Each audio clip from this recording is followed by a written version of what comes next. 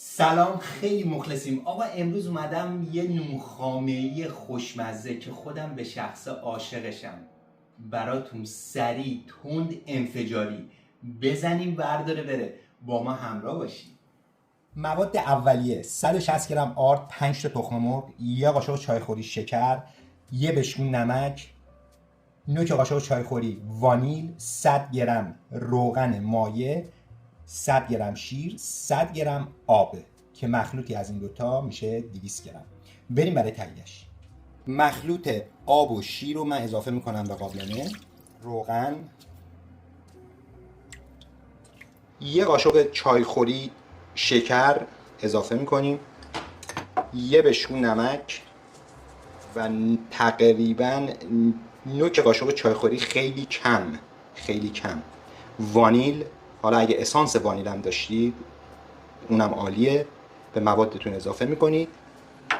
درجه اجاق رو میذارید روی متوسط تا موادتون به جوش بیاد. این قسمت میبینید شیرمون به جوش اومده، نه شیر خودم، شیر که داریم. شروع میکنیم آرد اضافه کردن کم کم که آردمون گوله نشه.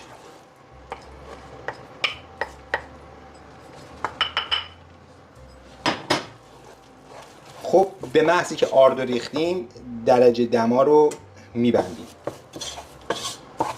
و شروع میکنیم به ورز دادن خمیرمون تو همین قابلمه.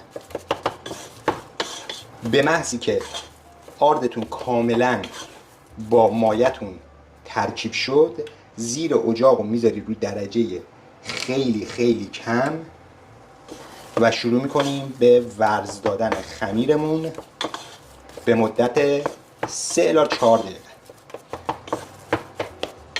خمیر آماده شده رو انتقال میدیم به یک کاسه و یه دونه از این همزن برقی ها میاریم، شروع میکنیم به سرد کردن موادمون. یه نکته بهتون بگم، خیلی رمز و راز این نونخامه‌ای بالاست. از کپیکارا تقاضا میکنن که خواستن اینو کپی کنن پول بدن. شوخی کردم. یکی از بی رمز و راز ترین شیرینی های دنیاست. خیلی راحته، شلوغکاری هم نداره. بیاین ببینید.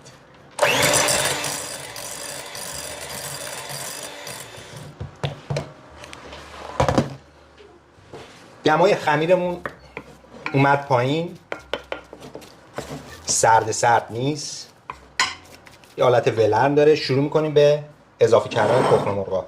بریم برای شکستن تخم مرغا توی خمیر. من شروع میکنم به اضافه کردن تخم مرغا دونه دونه.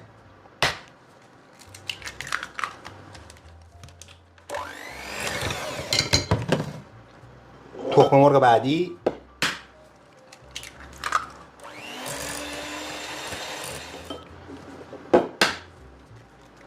تخم مرغ سوم،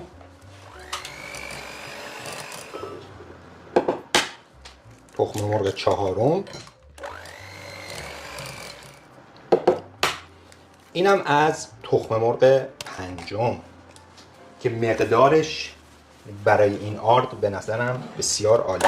خب خمیر ما یه خمیر کشمانند و ببینید به سختی از روی لیسک میریزه. نگاه کنید و باقی ماندهش هم همینجوری کشمانم. به این حد که رسید عالیه. البته آردا و سایز تخم مرغ فرق میکنه. من به خاطر همین یه تخم مرغ اینجا اضافه تر گذاشته بودم که اگر احساس کردم خمیرم به این حد حساب نرسید تخم مرغ بعدی اضافه کنم. ولی 5 تا تخم مرغ برای من پرفکته. بریم برای فرم دادنش. خب برای دیف کردن سر دیفو من دستکشش میکنم روی دستم،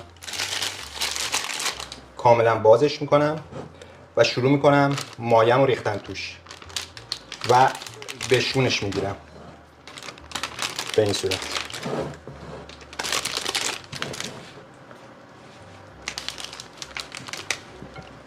خب مایه ما چسبنده است و من میدمش به این سبک، میدم میره تو.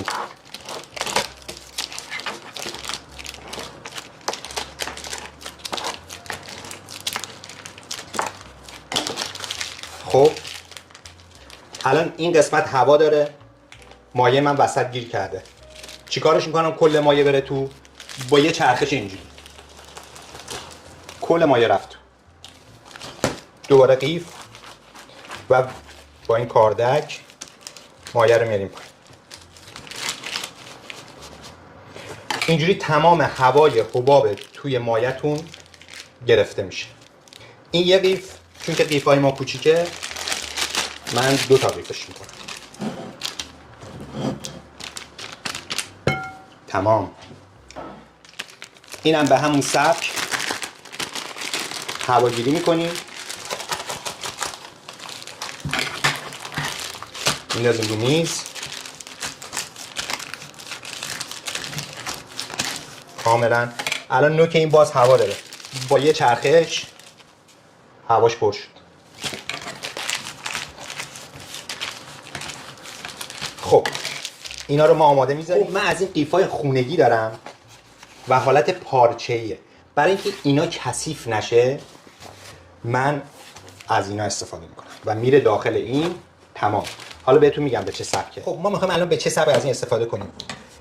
این سر کیسه‌ای که ما قیف کردیم اینو یه برش من میدم. البته برشی که من میدم با قیچی باید یه برشی بدید که به راحتی خمیر شما داخل این ماسوره بیاد. پس برش ریز نمیدم، برش پهن میدم از اینجا که راحت این میره توی این و آماده است برای فرمدهی. روی سینی فر من از کاغذ فر استفاده کردم، با کمی روغن این کاغذ رو روی سینی فر فیکس کردم که تکون نخوره، اعصابم خوب بشه و شروع میکنم به فرم دادن.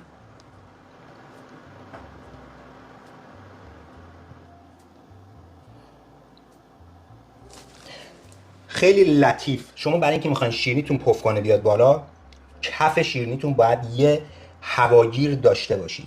به چه صورت؟ شما وقتی که اینو میزنید ببینید الان دایره کف شیرینی ما خالیه. به همین صورت توی شیرینی ما خالی مونده و توی شیرینی ما پف نکردیم. و نکته دوم اینکه شما قیفتون رو صاف بگیرید.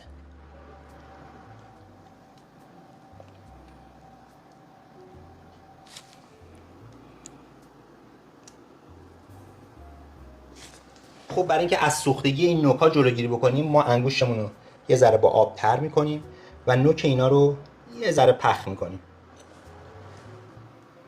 بریم نونخامه‌ایامون رو بذاریم داخل فر. قبل از اینکه بذاریش داخل فر حتما فرتو داغ کن رو دمای 200 درجه. رو دمای 200 درجه فر داغ شد میری داخل فر. 15 دقیقه با دمای 200 درجه، 25 دقیقه الی 20 دقیقه با دمای 180 درجه. بریم بذاریمش داخل فر. یه نکته دیگه در مورد فر، در فر رو وسط کار اصلا باز نکن، دمای فر خارج نشه. اینم یادت نره.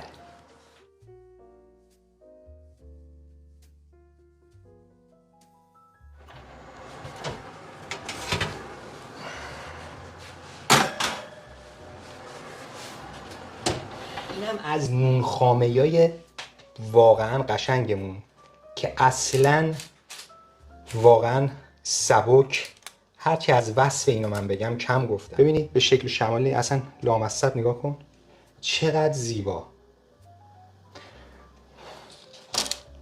اینا از سوراخ‌های معروف که بهتون گفتم این سوراخ‌ها خیلی کار میکنه برای اینکه دما بره داخل اینا. ببینید توش کاملا پوک میذاریم، کاملا خنک بشه. بریم تو کار خامه. دوستای عزیز بریم برای زدن خامه که همه استادن دیگه، تو زدن خامه دیگه هیچ کاری نداره. من اینجا از پودر قند استفاده میکنم، البته یه قاشق غذاخوری. یه قاشق غذاخوری پودر قند میزنم. اگر دوست داشتید شیرین تر بشه میتونید بعدش مزه بکنید. اگه دوست داشتید یه دونه دیگه بزنید داخل خامتون، ولی من فعلا در حد یه قاشق غذاخوری. 500 میلی لیتر خامه دارم اینجا. اینو شروع میکنم به هم زدن. یه نکته داره این خامه های 40% حالت آبکی که نمیدونم توی ایران هست یا نه، ولی این خامه ها رو که ما محل کارمون استفاده میکنیم یه رمز داره. هر چقدر زمان زدن خامه‌تون طولانی تر بشه، خامه شما یک دست‌تر میشه. هرچه با دور تند بزنی خامه رو، خامه از سمت یک دستی یه ذره خارج میشه. پس ما خامه رو که اگه میخوایم بزنیم یه ذره با تومنینه. این خامه ها، خامه دیگر رو من نمیدونم، این خامه 40% هم چربیشه.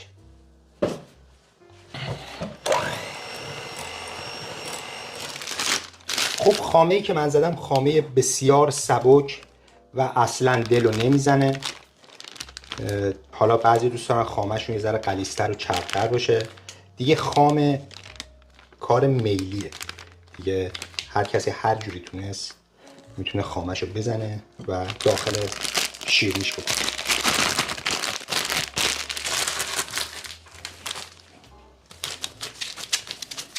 خب بعد از اینکه خامه رو من زدم و قیفش کردم، برای اینکه سبکی کار رو ببینید من یه دونه از اینا رو شهید میکنم برای اینکه به شما نشون بدم چقدر توی این پوک شده و سبک شده.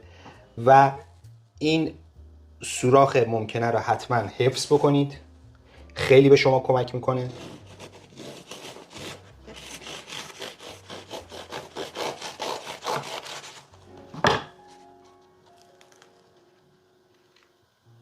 ببین داخلش اصلا نباید هیچ خمیری مونده باشه و پوک پوک باشه و زمانی که میاد از فر بیرون اصلا سایز نونخامه شما نباید کم بشه و ارتفاع خودش رو باید حفظ بکنه.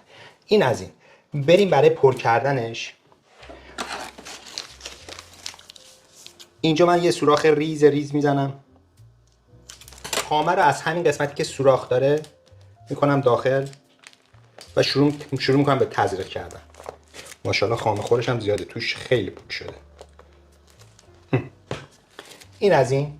این اثر هنری رو ببینید، واقعا خدایی اصلا دلت میاد اینو نخوری.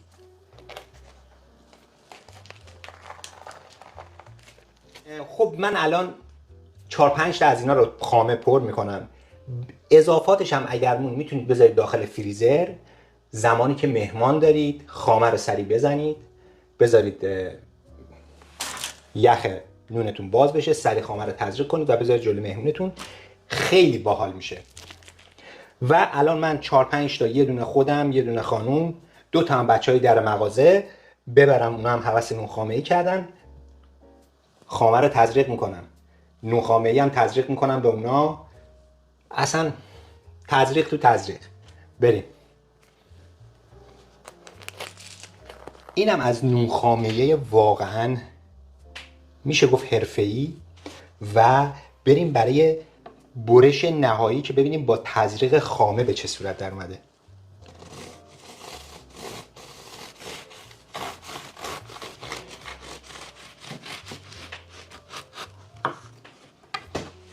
اینجا رو ببین، اینجا رو ببین.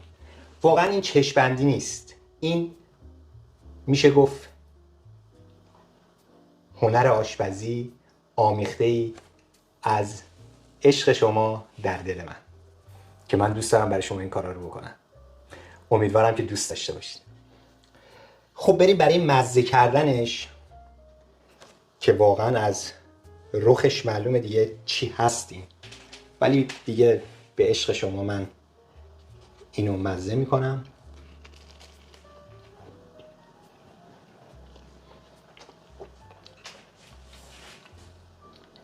واقعا عالی شده. یه طعم بسیار سبک و خوشمزه. امیدوارم این رسیپی ساده رو تو خونتون درست کنید و لذتش رو ببرید. امیدوارم که سالی که در پیشه همه خوب و خوش و سلامت باشید. یه ذره من زود پیشواز رفتم ولی دیگه ببخشید. تا برنامه دیگه، یه ویدیوی دیگه، یه کار جدید دیگه. خدا نگهدارتون.